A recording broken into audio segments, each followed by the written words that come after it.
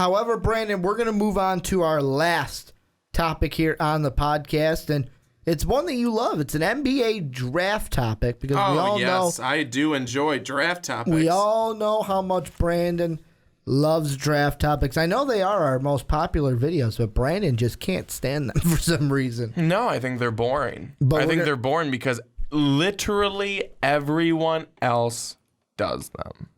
Well, hey, if everybody likes them, why not talk about it? And what we're going to talk about here is we've got the Fast Break podcast. On the Fast Break, we've been talking about who could go where, who's a sleeper, who's overrated. So what does the Primetime Podcast talk about? And it hit me. You know what? Who should stay in college basketball? Who should stay? And one guy, I have a few names I'm going to bring up, but one guy that I'll start with, and this isn't me, this is Sean Anderson from the Fast Break, has said that this player should probably stay in college. And Brandon, I want to get your thoughts on it just to kind of open up this segment. Sean has said that Chris Dunn is not going to be that good of an NBA prospect. Should Chris Dunn maybe come back for a senior season? Because there's a new rule where you can now declare for the draft. Then after the lottery happens, you can declare, teams can talk to you. Then when the lottery happens, you can decide, I don't like the order, I'm going to come back to class. Should Chris Dunn go back to class and stay in college? I'm really not so sure about that. In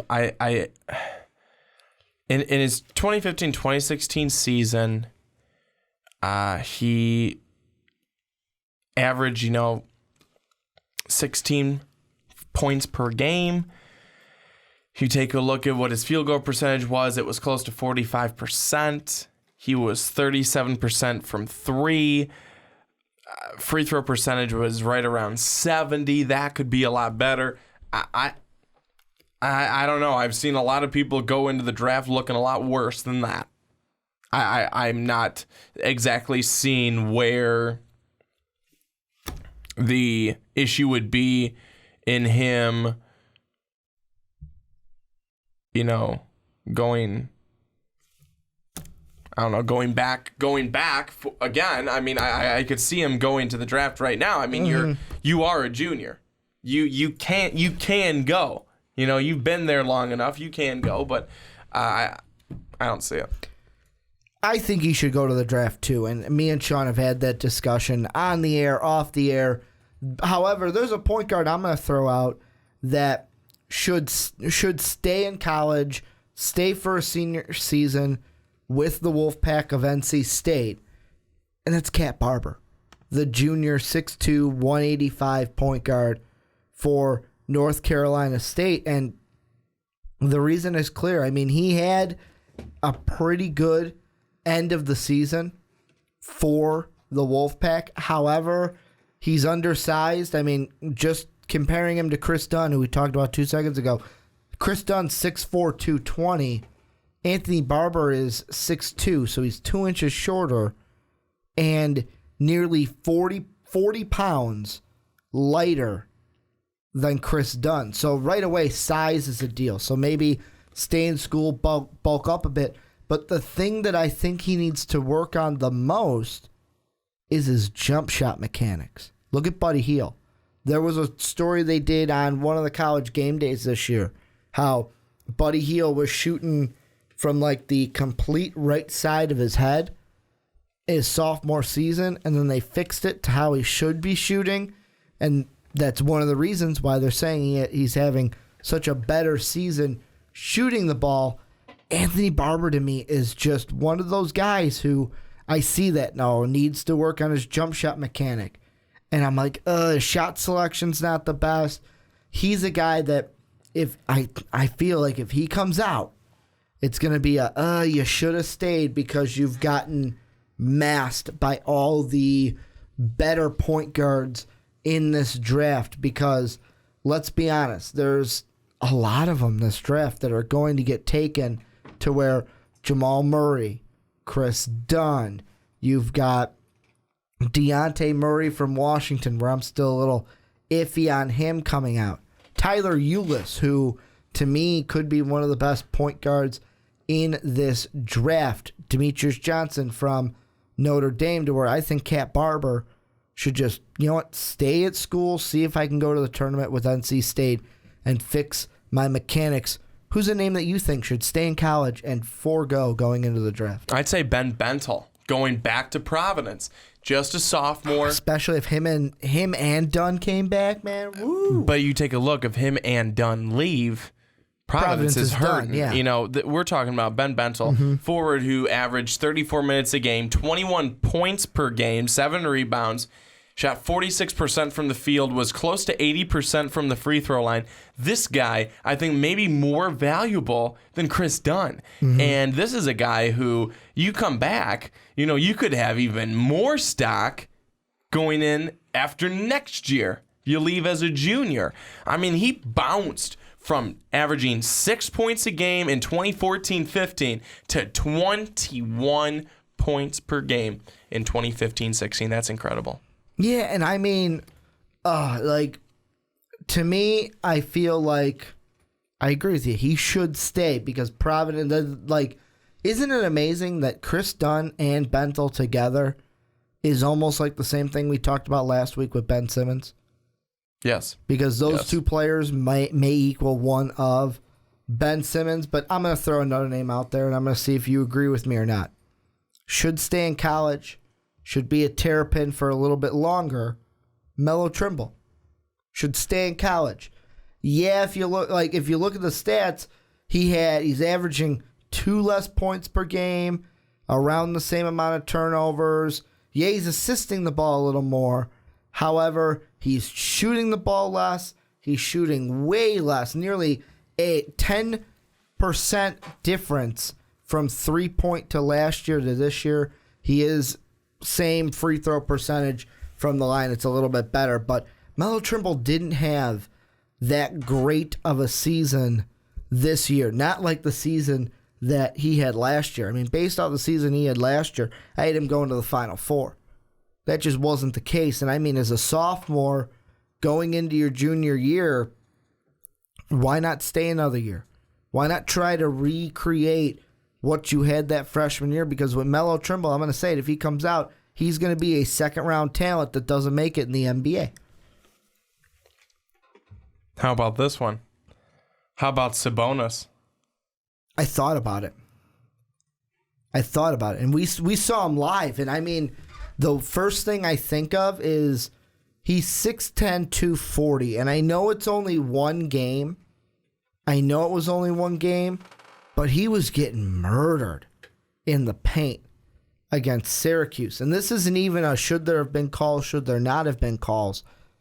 It's just a fact of if you're getting murdered in the paint against college kids on Virginia, just imagine what the big guys like Boogie Collins, Al Horford, Dwight Howard, what are they going to do for you? And I mean, I know you may be saying, yeah, but Ricky, I mean, Sabonis is technically listed as a power forward.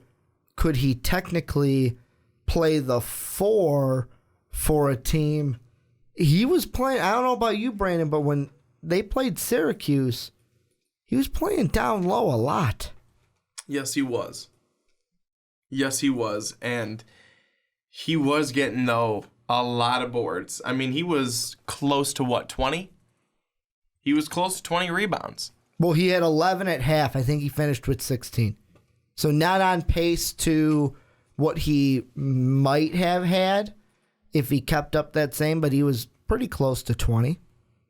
Pretty close. I mean, 16 ain't that far from 20, but it's just one of those things where maybe... I really think a guy like him, though, he's got a lot more time. He's got a lot more time to get even better than what he is right now. You want to know why else I wouldn't go to the draft if I was him? And it's simple, because I was watching an interview. I can't remember what it was in, but I was watching an interview that they asked him, well, why did you come over back to college? I mean, he was born in Portland, but he's played various junior and senior levels in Spain. They were asking him, well, why did you come back for college? Why didn't you, after playing overseas, why didn't you just go right into the draft? And he gave a simple answer. That answer was he wants to cut down the nets. He wants to cut down the nets and have that. To him, he described it as that's one of the best feelings in the world. Cut down that net, one shining moment playing. Not many people get to be a part of that. So to me, I feel like Sabonis, because they didn't win it this year, he's going to stay. He's going to stay in college. He's not going to leave this season. That's what I think. Yeah, I could agree with you, but honestly, I would think that a lot of college players would want to do that. Mm-hmm. Especially these college players that are on these really good teams. Why would you want to leave? You got an opportunity to do something really special in college. And I may be speaking for myself here, but college is so much more exciting than NBA. Yeah, you get the big money when you go to the NBA, the big lights. But college is where the energy is. Plus, I mean, with Sabonis, I feel like he can take one more year to kind of just find out who he is. Like, where is he going to fit on an NBA team? Is he going to be a post 4? Is he going to be a 5? Is he going to be a stretch 4? You can take that and kind of develop what you want to be in the NBA in college. And plus, your Gonzaga team, you have a chance to win the WCC yet again next season. The only team standing in your way is St. Mary's, who you beat this year. And then you go on a Sweet 16 tournament run. The Magic's going to be there in Gonzaga as long as Mark Few is the head coach. And with Sabonis, they could be right back next year. But we're going to end this topic on one thing. And I'm glad I get to ask this question because you will actually have this discussion with me, Brandon. The guys on the fast break won't. I'm going to be very frank. Should Ben Simmons stay in college? Yeah, he should. And I say that he should because he has a lot to improve on. And that's me personally. I mean, I think a lot of people would take a look at him and, Ben Simmons, he was a big name at I'd probably say at the beginning of the season, early, middle of the season, but he wore off, He wore off. LSU His team was didn't not even good. Make the tournament. I mean, LSU, they scored 38 points in the SEC tournament. I mean, they sucked. But Ben Simmons needs to get better. He needs to be a leader. He needs to step up as a leader. And that means a lot, I think. He has a lot more to learn. He has a lot more to learn. He's young. He's just a kid. I think you stay in college, you mature, you grow, you become a better player, you become a better man. All the things that Marcus Page was talking about in his senior speech to all the fans. Not only did he become a better basketball player under Roy Williams, he became a better man. Mm-hmm. That's what it's about. It's not just about basketball, it's about life. Because guess what? When you're 40, you ain't going to be playing basketball anymore. You're done. You are going to be living your life. A life that may not be filled with playing basketball anymore. You got to be able to do other things. And I think that Ben Simmons has got a lot of room to improve. Well, and here's one thing. I'm going to play devil's advocate on myself a little bit. I feel like ultimately I'm sitting here right now at a 90-10 yes to no in whether he should come back. 90% yes, because he needs to come back. He needs to work on things like his shot, being a better leader, not running away from shots late in games. I mean, I know Dave on the Fast Break podcast said, well, look at the same we compare him to LeBron. LeBron's run away from taking the final shot. Yeah, and guess what? That's one of LeBron's biggest criticisms is that he can't knock down the final shot. You know who could knock down the final shot? The greatest player to ever play the game, Michael Jordan, but that's besides the point. The thing I also want to throw out there is on every single Final Four team this year. What is the one thing that all 4 teams have? Do you know, Brandon? The one thing that all 4 teams have on their team. An assassin. Close. They all have that senior leadership. Oklahoma, Buddy Hield. Villanova, Archie Diacono. North Carolina, Marcus Page. Syracuse, Benajay. All of them senior leaders on their team. Go back to school, Ben. Be Big Ben down low. Be what Shaq was for the LSU Tigers. However, there's that 10% of me that says no, only if the Lakers get the number 1 pick. Then you go to LA. You become Kobe Bryant, but you'll never be Kobe Bryant because there's only one Kobe Bryant. So really 100% go back to college. And you know what I think. You know, I told you before. I don't. You know, Simmons. They're and especially because I feel like there's so many negative things surrounding Ben Simmons right now. I would go back just to clear it all up. I would go back to show everyone, hey, you know, in my freshman year, I may have been this kid. You know, be the comeback player. Be the player that people know you can be and assume that you would be. Go back and be that player. Don't end by being this one. Well, that's going to do it this week for the Primetime Podcast. I want to thank you guys all for checking us out, giving us a listen. If you're listening on SoundCloud, please hit that little heart button and that repost button. If you're new to Most Valuable Podcast, please hit that follow button. If you're on YouTube, hit that like and subscribe button. It really helps us out. We have gotten to 900, and we are on the road to 1,000 subscribers. We'll have a special message for you guys when we get to the big 1,000. I want to thank you guys yet again for checking this out. You can follow us on Twitter.